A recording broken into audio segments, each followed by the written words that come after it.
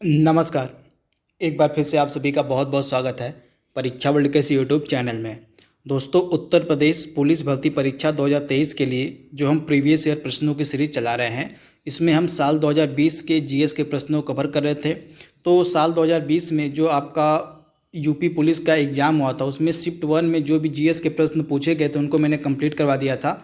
आज हम यहाँ पे कवर करेंगे साल 2020 में जो उत्तर प्रदेश पुलिस भर्ती परीक्षा हुई थी, उसके सेकेंड शिफ्ट में जो भी प्रश्न जीएस के पूछे गए थे उनको यहाँ पे हम कवर करने वाले हैं। तो चलिए वीडियो को शुरू करते हैं।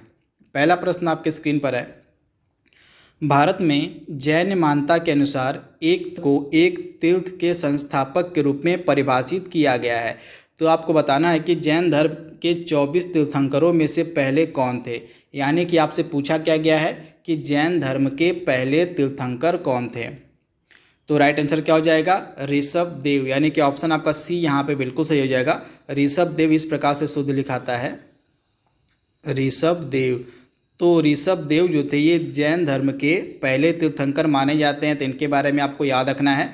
वहीं जैन धर्म के 24वें तीर्थंकर कौन थे? तो महावीर। तो इनके बारे में आप याद रखिएगा, महावीर स्वामी जो थे ये जैन धर्म के 24वें तीर्थंकर थे। तो फैक्ट भी आप याद रखिएगा, टोटल जैन धर्म में 24 तीर्थंकर हुए थे।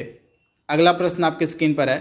पुलिस अनुसंधान एवं विकास ब्यूरो के तत्वाधान में निम्न में से कौन सा संस्थान स्थापित किया गया था? बहुत ही ज़्यादा महत्वपूर्ण प्रश्न है।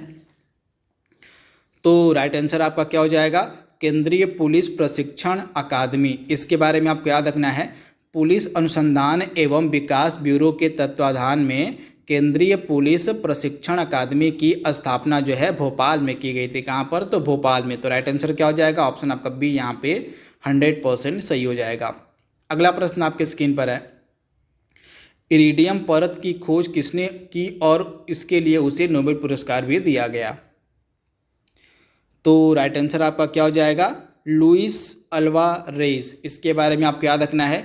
इरिडियम परत की जो खोज है लुइस अल्वारेस के द्वारा की गई थी और इसके लिए जो है इनको नोबेल पुरस्कार भी दिया गया था। तो इसके बारे में आप याद रखिएगा। राइट आंसर क्या हो जाएगा? ऑप्शन आपका डी यहाँ पे 100% सही है। अगला प्रश्न आपके स्क्रीन पर है। 2018-19 अवधि के दौरान राष्ट्रीय मानवाधिकार आयोग के अध्यक्ष निम्नलिखित में से कौन रहे? तो ये उस समय के करंट अफेयर्स का प्रश्न है तो यह उतना रिलेवेंट नहीं है, लेकिन मैं आपको बता दे रहा हूँ कि वर्तमान में राष्ट्रीय मानवाधिकार आयोग के अध्यक्ष कौन है। जो भी चीज़ें राष्ट्रीय मानवाधिकार आयोग से बन सकती हैं उनको आइए देख लेते हैं। तो सबसे पहले इनके अध्यक्ष वर्तमान में कौन है? तो वर्तमान में न्यायमूर्ति अरुण कुमार मिश्रा जो हैं वर्तमान में राष्ट्रीय मानवाधिकार आयोग के अध्यक्ष हैं। राष्ट्रीय मानवाधिकार आयोग के अध्यक्ष और सदस्यों का जो कार्यकाल होता है 3 वर्ष या 70 वर्ष, जो भी पहले पूरा हो जाता है वही कार्यकाल होता है इनके अध्यक्षों और सदस्यों का। तो ये फैक्ट भी आप याद रखिएगा।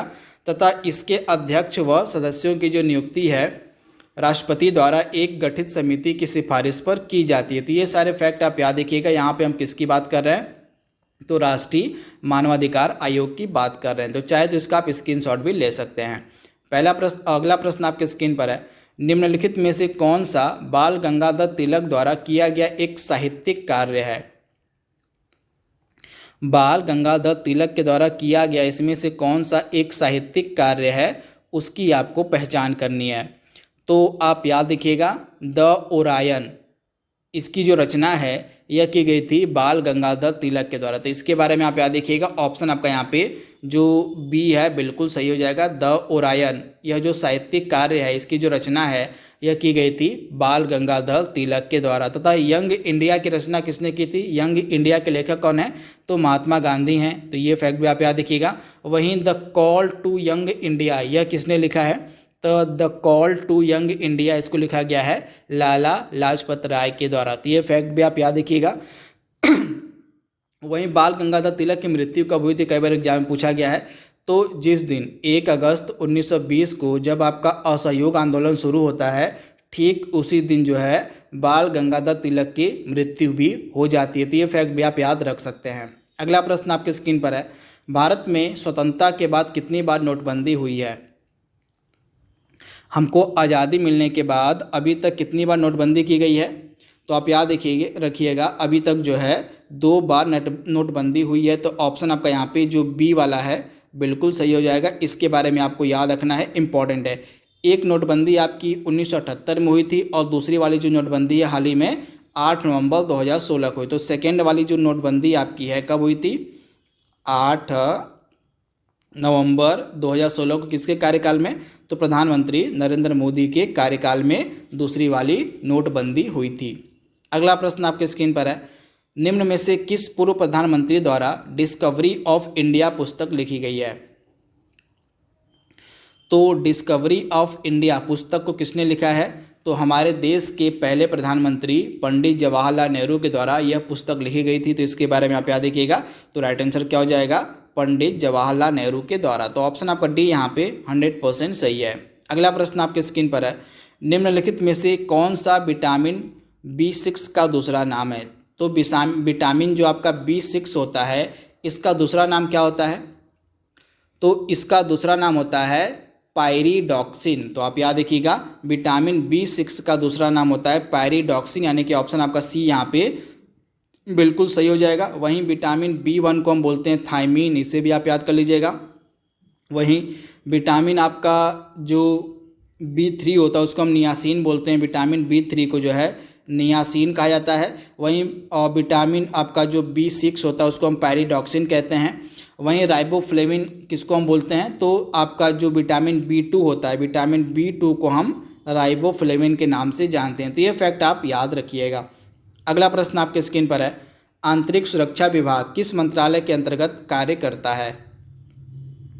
आंतरिक सुरक्षा विभाग जो होता है हमारा, यह किस मंत्रालय के अंतर्गत कार्य करता है? तो आप याद रखिएगा, जो हमारे होम मिनिस्ट्री है, जो हमारा गृह मंत्रालय है, इसी के अंतर्गत आंतरिक सुरक्षा विभाग कार्य करता है। तो ऑप्शन आपका यहाँ पे ए जो है बिल्कुल सही हो जाएगा। वर्तमान में हमारे गृह मंत्री कौन है?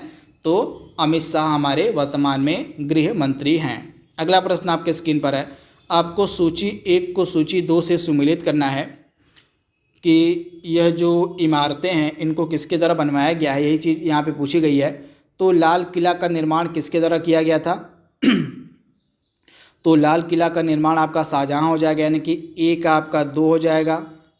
इसके बाद चार मीनार का निर्माण किसने करवाया था? तो मोहम्मद कुली कुतुब शाह ने करवाया था, यानी कि आपका बी का क्या हो जाएगा? बी का आपका 3 हो जाएगा।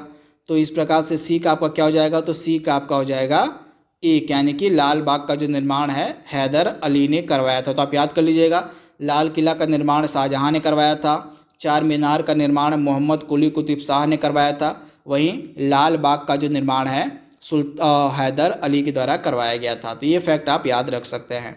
अगला प्रश्न है, निम्नलिखित में से कौन सा प्रथम कंप्यूटर वायरस है? यहाँ पे पहले कंप्यूटर वायरस के बारे में पूछा गया है।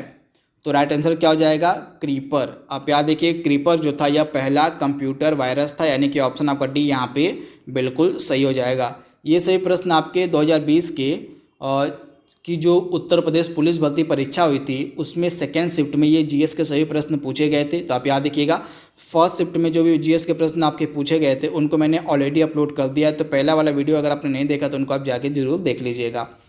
अगला प्रश्न आपके स्क्रीन पर है, भारत में मानक मेरिडियन रेखा उत्तर प्रदेश के किस जिले से होकर गुजरती है? तो जो मानक मेरिडियन रेखा है ये उत्तर प्रदेश के किस जिले से होकर गुजरती है? बहुत ही ज़्यादा इम्पॉर्टेंट प्रश्न है। तो राइट आंसर क्या हो जाएगा? प्रयागराज। प्रयागराज में कहाँ? तो प्रयागराज जिले के नैनी से होकर, प्रयागराज में नैनी एक जगह है, यहीं से होकर यह मानक मेरिडियन रेखा गुजरती है। तो इसके बारे में आप याद रखिएगा। तो राइट आंसर क्या हो जाएगा? प्रयागराज में नैनी से। अगला प्रश्न आपके स्क्रीन पर है, पानी का जो घनत्व होता है वह मैक्सिमम यानी कि अधिकतम कब होता है? तो पानी का जो डेंसिटी होता है, जो घनत्व होता है, अधिकतम 4 डिग्री सेंटीग्रेड पे होता है। तो राइट आंसर आपका क्या हो जाएगा? 4 डिग्री सेंटीग्रेड पे जो है पानी का जो घनत्व होता है, जो डेंसिटी होती है वो मैक्सिमम होती है, अधिकतम होती है। तो ये फैक्ट आप याद रखिएगा। तो ऑप्शन आपका बी यहाँ पे 100% सही हो जाएगा। अगला प्रश्न आपके स्क्रीन पर है, केंद्रीय पुलिस प्रशिक्षण अकादमी कहाँ स्थित है? एग्जाम ओरिएंटेड ये प्रश्न है, प्रश्न कई बार रिपीट हो जाते हैं, इसी कारण से प्रीवियस ईयर प्रश्नों को सॉल्व करना बहुत ही ज़रूरी होता है।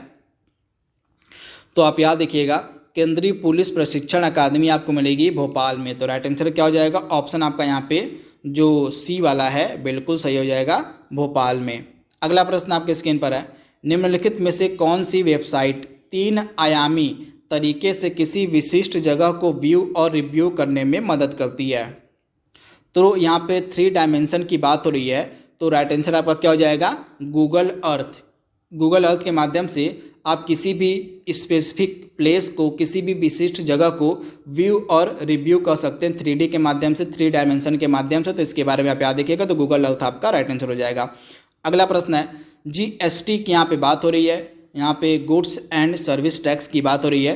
तो GST के लिए संविधान संशोधन के परिणाम स्वरूप संविधान में निम्नलिखित में से कौन सा अनुच्छेद डाला गया है? तो आप याद रखिएगा 246A, ऑप्शन आपका यहाँ पे ए जो है बिल्कुल सही हो जाएगा। इसके बारे में आप याद रखिएगा। क्या आप कमेंट बॉक्स में बता सकते हैं कि जो GST है इससे रिलेटेड कौन सा संविधान संशोधन अधिनियम है? उसका आपको जवाब देना है कमेंट बॉक्स में। तथा GST हमारी लागू हुई थी 1 जुलाई 2017 को। इसी कारण से 1 जुलाई का जो दिन है GST दिवस के रूप में भारत में मनाया जाता है। अगला प्रश्न आपके स्क्रीन पर है, उत्तर प्रदेश में जिला मजिस्ट्रेट नियुक्त करने वाला प्राधिकरण निम्नलिखित में से कौन सा है? तो उत्तर प्रदेश में जिला मजिस्ट्रेट की नियुक्ति जो है किसके द्वारा की जाती है? तो उत्तर प्रदेश की सरकार के द्वारा। तो राइट आंसर क्या हो जाएगा, उत्तर प्रदेश सरकार, यानी कि ऑप्शन आपका बी यहाँ पे बिल्कुल सही हो जाएगा। अगला प्रश्न है, सिंगापुर की ऑफिशियल मुद्रा आपसे पूछी गई है, तो आप याद रखिएगा सिंगापुर डॉलर यहाँ की ऑफिशियल करेंसी है, ऑफिशियल मुद्रा है। तो राइट आंसर आपका क्या हो जाएगा, ऑप्शन आपका बी यहाँ पे 100% सही हो जाएगा। अगला प्रश्न आपके स्क्रीन पर है, भारत के थार मरुस्थल में स्थित कच्छ का रण भारत के निम्नलिखित में से किस राज्य में स्थित है? तो काफ़ी अच्छा प्रश्न है। राइट आंसर क्या हो जाएगा, जो कच्छ का रण है आपको मिलेगा गुजरात में, यानी कि ऑप्शन आपका यहाँ पे जो बी है बिल्कुल सही हो जाएगा, गुजरात में। अगला प्रश्न आपके स्क्रीन पर दिया गया है, एम्पियर का SI इकाई यहाँ पे पूछा गया क्या होता है? तो एम्पियर की जो SI इकाई होती है उसको हम क्या बोलते हैं? तो राइट आंसर क्या हो जाएगा, विद्युत प्रवाह। तो इसके बारे में आप याद रखिएगा, विद्युत प्रवाह आपका राइट आंसर हो जाएगा, ऑप्शन आपका सी यहाँ पे बिल्कुल सही हो जाएगा। तो आपका जो विद्युत प्रवाह होता है इसको हम एम्पियर में मेजर करते हैं, मापते हैं। अगला प्रश्न है, निम्नलिखित में से किस क्षेत्र में विशिष्ट उपलब्धियों के लिए पुलित्जर पुरस्कार दिया जाता है? तो पत्रकारिता के क्षेत्र में आप याद रखिएगा, पत्रकारिता के क्षेत्र में जो है यह पुलित्जर पुरस्कार दिया जाता है। तो इसके बारे में आप याद रखिएगा, ऑप्शन आपका सी यहाँ पे बिल्कुल सही हो जाएगा। इसके बारे में आपको याद रखना है। अगला प्रश्न आपके स्क्रीन पर है, CRPF अपना स्थापना दिवस कब मनाता है? CRPF जो है अपना स्थापना दिवस कब सेलिब्रेट करता है, मनाता है? तो आप याद रखिएगा 27 जुलाई को, ऑप्शन आपका डी यहाँ पे बिल्कुल सही हो जाएगा। प्रतिवर्ष जो 27 जुलाई का दिन होता है इसको जो है CRPF जो हमारा केंद्रीय रिजर्व पुलिस फोर्स है इसको अपने स्थापना दिवस के रूप में मनाता है। तो 27 जुलाई का डेट आप याद रखिएगा। अगला प्रश्न है, ब्रिटिश सरकार द्वारा 1927 में किस उद्देश्य के लिए साइमन कमीशन भारत भेजा गया था? तो साइमन कमीशन का भारत आने का मेन मोटिव, मेन उद्देश्य क्या था? तो यहाँ पे इसका जो मेन उद्देश्य था वो हो जाएगा भारत सरकार की संरचना में सुधारों के लिए सुझाव देना, इसका मेन उद्देश्य था। तथा साइमन कमीशन का जो है भारत में बहुत ही व्यापक तरीके से विरोध किया गया था। क्यों विरोध किया गया था? क्योंकि इस साइमन कमीशन में कोई भी भारतीय सदस्य सम्मिलित नहीं था, जिस कारण से भारतीयों ने इसका विरोध किया था। तो आप इसे याद रखिएगा। साइमन कमीशन को हम श्वेत कमीशन के नाम से भी जानते हैं। योग का वर्णन निम्नलिखित में से किस वेद में किया गया है? तो आप याद रखिएगा, योग का जो वर्णन है आपको मिलेगा ऋग्वेद में। ऋग्वेद हमारा सबसे पुराना वेद माना जाता है, यानी कि ऑप्शन आपका सी यहाँ पे बिल्कुल सही हो जाएगा। अगला प्रश्न आपके स्क्रीन पर है, चार्टर ने संयुक्त राष्ट्र के प्रमुख अंगों की स्थापना की। तो आपको बताना है कि संयुक्त राष्ट्र के कितने मुख्य निकाय हैं, यूनाइटेड नेशंस के कितने मुख्य निकाय हैं आपको बताना है। तो राइट आंसर क्या हो जाएगा, यूनाइटेड नेशंस के टोटल जो हैं 6 मुख्य निकाय हैं। कौन कौन से? तो संयुक्त राष्ट्र महासभा जिसको हम UNGA के नाम से जानते हैं, यूनाइटेड नेशन जनरल असेंबली हो गया। इसके अलावा UNSC हो गया, सिक्योरिटी काउंसिल यानी कि सुरक्षा परिषद हो गया।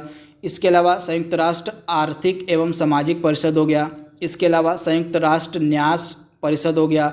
इसके बाद अंतर्राष्ट्रीय न्यायालय हो गया और इसके अलावा संयुक्त राष्ट्र सचिवालय। ये टोटल जो हैं 6 इम्पॉर्टेंट निकाय हैं संयुक्त राष्ट्र संघ के। तो इसके बारे में आप याद रखिएगा। एक बार फिर से मैं आपको रिपीट कर दे रहा हूँ, संयुक्त राष्ट्र संघ के 6 मुख्य निकाय कौन कौन से हैं। संयुक्त राष्ट्र महासभा यानी कि यूनाइटेड नेशन जनरल असेंबली, इसके अलावा यूनाइटेड नेशन सिक्योरिटी काउंसिल यानी कि सुरक्षा परिषद हो गया, इसके अलावा संयुक्त राष्ट्र आर्थिक एवं सामाजिक परिषद, चौथा आपका हो गया संयुक्त राष्ट्र न्यास परिषद, पाँचवा आपका हो गया अंतर्राष्ट्रीय न्यायालय और छठा आपका हो गया संयुक्त राष्ट्र सचिवालय। तो ये आपके 6 इम्पॉर्टेंट निकाय हैं यूनाइटेड नेशंस के। अगला प्रश्न है, भारत के संविधान में अनुसूचियों की कुल संख्या कितनी है। तो टोटल जो है 12 शेड्यूल 12 अनुसूचियाँ आपको मिलेगी वर्तमान में भारतीय संविधान में, यानी कि ऑप्शन आपका बी यहाँ पे बिल्कुल सही हो जाएगा। टोटल जो हैं 12 अनुसूचियाँ आपको देखने को मिलेंगी भारतीय संविधान में। यहाँ पे हम वर्तमान कंडीशन की बात कर रहे हैं। वहीं जब हमारा संविधान बनकर तैयार हुआ था तो उस समय हमारे भारतीय संविधान में कितनी अनुसूचियाँ थी। तो टोटल जब हमारा संविधान बनकर तैयार हुआ था तो उस समय हमारे संविधान में टोटल 8 अनुसूचियाँ थी, लेकिन वर्तमान में हमारे भारतीय संविधान में टोटल 12 अनुसूचियाँ हैं। तो ये फैक्ट आप याद रखिएगा। तो जो भी प्रश्न 2020 में जो उत्तर प्रदेश भर्ती परीक्षा हुई थी उसमें पूछे गए थे सेकेंड शिफ्ट में, उनको हमने यहाँ पे कंप्लीट कर लिया है। आई होप यह वीडियो आपको पसंद आएगा। तो आज के लिए बस इतना ही। Thank you, thanks for watching, thank you.